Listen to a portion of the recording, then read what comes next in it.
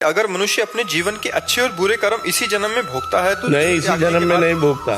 जन्म जन्म का जो एक भंडारा जमा है, गोदाम, उसे कहते संचित कर्म। उससे जो निकल कर शुभ अशुभ आया, उससे शरीर बना है, उसे कुछ निकल करके आया। जैसे गोदाम से कुछ निकाल करके गेहूं पिसाया जाता है हफ्ता 10 दिन के लिए, तो ऐसे 80 वर्ष 100 वर्ष के लिए प्रारब्ध बन करके आया सुख दुख का।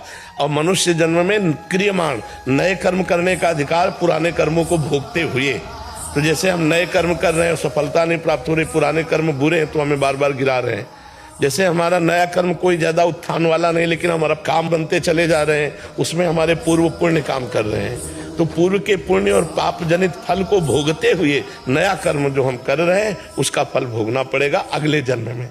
ये पुरानी खेती है। अब जो हम फसल बो रहे हैं हमको आगे ऐसा नहीं है, अगर कि अभी का अभी भोगना होता तो बचपन से बाबा जी किडनी क्यों फेल होती है।